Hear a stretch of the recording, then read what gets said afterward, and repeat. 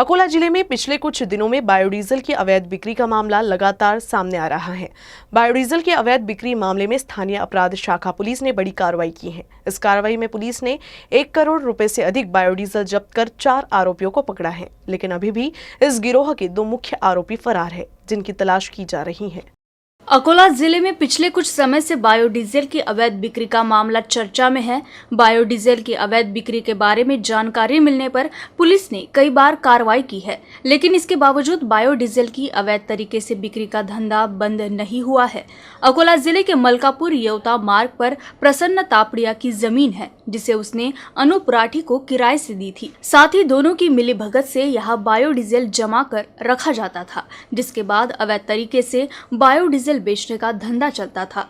इस संबंध में गुप्त जानकारी मिलने पर स्थानीय अपराध शाखा की टीम ने कार्रवाई कर बायोडीजल से भरे 3 टैंकर जब्त किए हैं। इस कार्रवाई में कुल 1,26,45,000 का माल जब्त कर पुलिस ने 4 आरोपियों को गिरफ्तार किया है, लेकिन बायोडीजल की अवैध बिक्री का धंधा करने वाले दोनों मुख्य आरोपी तापड़िया और राठी अभी भी फरार है। पुलिस दोनों की तलाश कर रही है।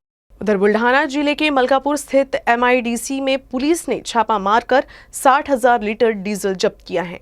गुरुवार रात अनुमंडल पुलिस अधिकारियों और राजस्व विभाग की एक टीम ने संयुक्त कार्रवाई की। बुल्ढाना जिले में कई जगहों पर बायोडीजल व्यापक रूप से बेचा जाता है, लेकिन राजस्व विभाग इस ओर ध्यान नहीं दे रहा। बीती रात पुलिस को गुप्त आधार पर सूचना मिली थी कि शाह केमिकल मलकापुर स्थित MIDC परिसर में बायोडीजल बन रहा है। वही डीजल जिले के अंदर और बाहर बिना लाइसेंस के अवैध रूप से बेचा जा रहा था, लेकिन प्रशासन ने अभी तक इसके खिलाफ कोई ठोस कार्रवाई नहीं की थी। हालांकि अनुमंडल पुलिस पदाधिकारी अभिनव त्यागी को जब सूचना मिली तो उन्होंने तहसील प्रशासन के साथ मिलकर अवैध डीजल कंपनी में छापेमारी की और 60,000 लीटर रासायनिक मिलावटी बायोडीजल बरामद किया। तो एक गोपनीय माहिती मिली थी कि MIC पुलिस स्टेशन दसरखेड़ की हरदी में एक फैक्ट्री है, वहाँ पे अवैध बायोडीजल LDO और बाकी ऑयल्स को मिला के बनाया जा रहा है। तो इस माहिती के आधार पर मेरी टीम ने और तहसील की टीम ने मिलकर वहाँ रेड करी। तो वहाँ हमें 60,000 लीटर बायोडीजल मिला है, जो हमने जब्त किया है।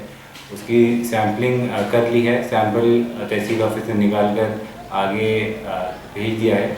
उसके अलावा जो लोग थे उनको पुलिस कस्टडी में लेकर उनसे पूछताछ की गई और जैसे ही रिपोर्ट आती है उस बेसिस पर गुनाह दाखिल होगा और आगे की कार्रवाई। जिला प्रशासन ने कुछ महीने पहले अवैध बायोडीजल पर लगाम लगाने के लिए विशेष टीम गठित की थी, लेकिन टीम ने कोई ठोस कार्रवाई नहीं की।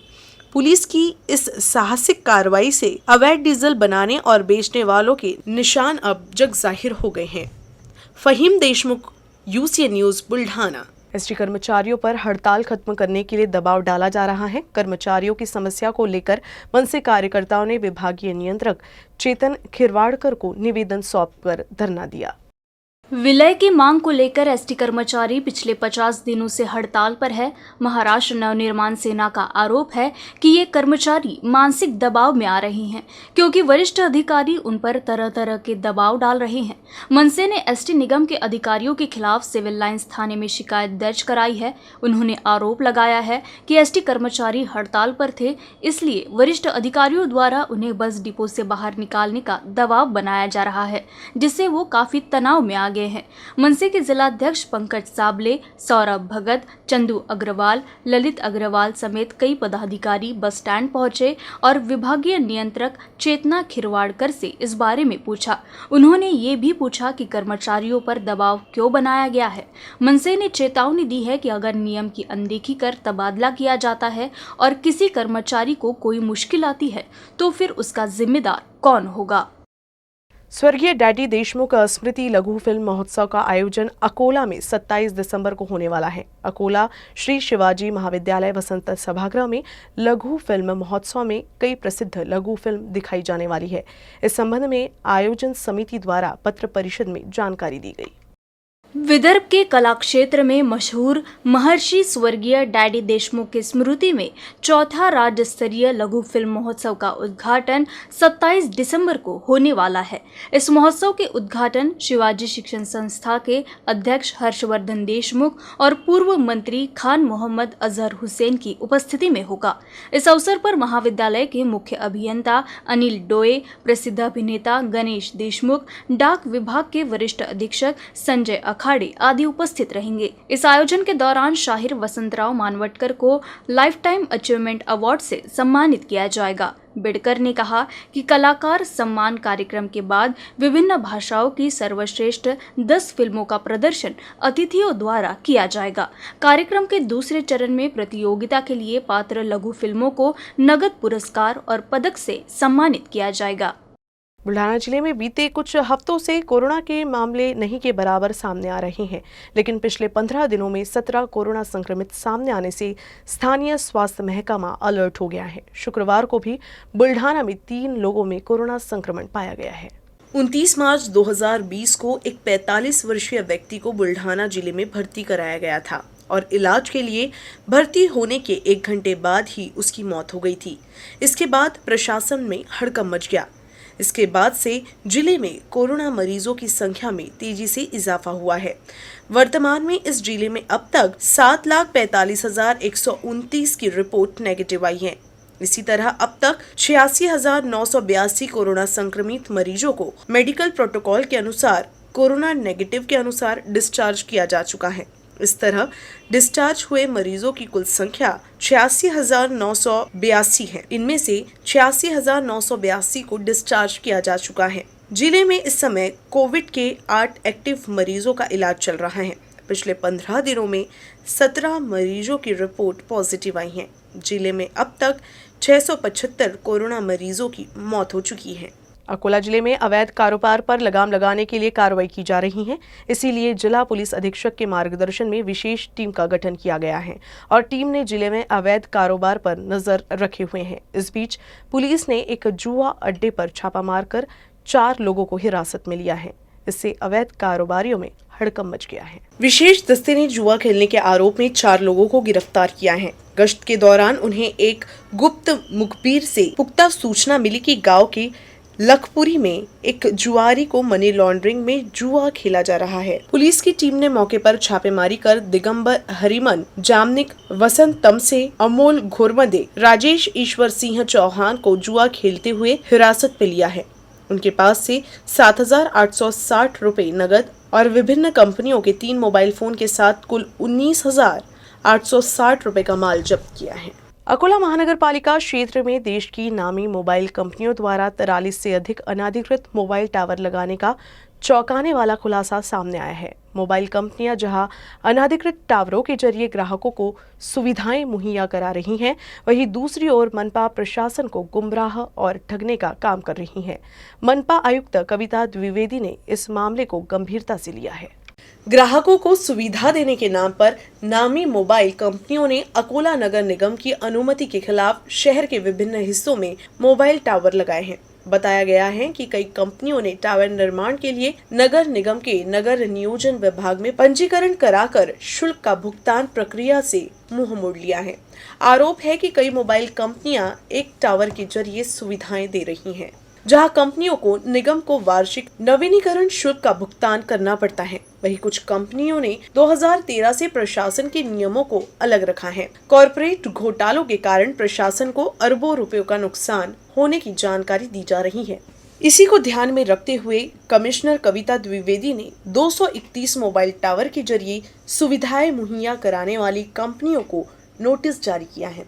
नगर नियोजन विभाग द्वारा जहां 195 टावरों का सत्यापन शुरू किया गया था, वहीं नगर निगम में 157 टावरों का रिकॉर्ड मिला है। बाकी 43 मोबाइल टावर गायब होने का चौंकाने वाला तथ्य सामने आया है। प्रदेश के चारों कृषि विश्वविद्यालयों के संशोधनकर्ताओं द्वारा किए गए इस अनुसंधान के प्रचार प्रसार में महत्वपूर्ण मील का पत्थर माने जाने वाले संयुक्त कृषि अनुसंधान एवं विकास समिति संयुक्त अग्रेस्को की 49वीं बैठक परभणी के वसंतराव नाइक मराठवाड़ा कृषि विश्वविद्यालय में वर्चुअल माध्यम से हो रही है। 24 दिसंबर से 30 दिसंबर तक विश्वविद्यालय के शोधकर्ता 48 शोध सिफारिशें पेश करेंगे। यहाँ राज्य के चारों कृषि विश्वविद्यालयों द्वारा किए गए शोध से किसानों को शाश्वत उपज प्रदान करने वाली विभिन्न फसलों की उन्नत और संकर वैरायटी, पशुधन की सुधारित प्रजाति, फसल बुआई टेक्नोलॉजी, एकात्मिक अन्नद्रव्य व्यवस्थापन, एकात्मिक कीट और रोग व्यवस्थापन, मृदा और जल संधारण ऐसे कई मुद्दों के संदर्भ में सिफारिश और बैठकों के माध्यम से वैचारिक मंथन कर किसानों के लिए प्रसारित किया जाता है। इस बैठक के टेक्नोसैवी चर्चा सत्र में ऑनलाइन पद्धति से चारों कृषि विश्वविद्यालय के लगभग 301 कृषि वैज्ञानिक सहभाग लेंगे। महाराष्ट्र राज्यामध्ये चारही कृषी विद्यापीठांची संयुक्त कृषी संशोधन आणि विकास समितीची बैठक यावर्षी परभणी येथील वसंतराव नाईक मराठवाडा कृषी विद्यापीठ येथे आयोजित करण्यात आलेली आहे 24 ते 30 तारखेपर्यंत। या बैठकीमध्ये माननीय मुख्यमंत्री, माननीय कृषी मंत्री यांच्या अध्यक्षतेखाली ही बैठक आयोजित करण्यात येत असते आणि दरवर्षी चारही विद्यापीठांचे संशोधन केलं आहे त्याचं प्रसारण शेतकऱ्यांच्या सेवेकरता या ठिकाणी सादरीकरण होतं आणि त्याची मान्यता मिळते। तर डॉक्टर पंजाबराव देशमुख कृषी विद्यापीठाने यावर्षी या संशोधन या समितीमध्ये 3 वाहन असे वेगवेगळे या ठिकाणी प्रस्तावित केलेले आहेत। त्यामध्ये ज्वारीचं एक वाहन आहे, हुरड्याचं, तसेच भाताचं PDQ साधना म्हणून चांगलं वाहन आहे, त्यात उत्पन्न क्षमता जास्त आहे आणि लसणामध्ये AKG7 हे असे 3 वाहन आम्ही प्रसारित करतो आहे आणि ते संशोधन समितीमध्ये सादर करतो शिफारशी करता। त्याचप्रमाणे ट्रॅक्टर चलित अवजारच आहेत आमच्याकडे, ते जवळपास आम्ही 6 अवजार या ठिकाणी प्रस्तावित केलेले आहेत आणि संशोधन शिफारशी या 40 शिफारशी आहेत वेगवेगळ्या विभागांच्या। अशा प्रकारे सादरीकरण झाल्यानंतर त्या ठिकाणी सविस्तर चर्चा होईल आणि मग ते शिफारशीला आपल्याला मान्यता करता समिति सिफारिश करेगी। अकोला में गायत्री परिवार के प्रणेता चिन्मय पांड्या का राजराजेश्वर नगरी में जोरदार स्वागत किया गया।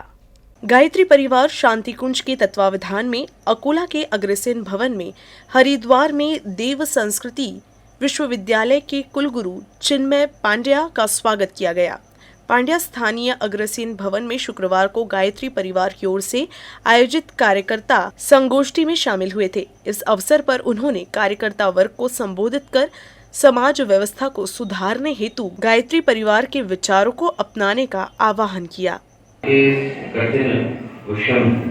अंधकार के समय में जब इंसान को बाहर के जीवन की छोड़ दे, आंतरिक जीवन में भी राह स्पष्ट नजर नहीं आती।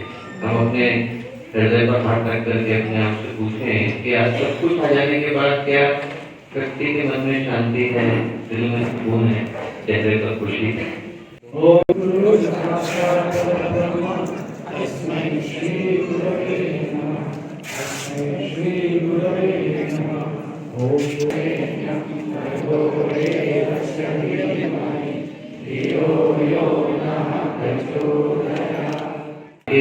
कठिन विषम अंधकार के समय में जब इंसान को बाहर के जीवन की छोड़ दे, आंतरिक जीवन में भी राह स्पष्ट नजर नहीं आती।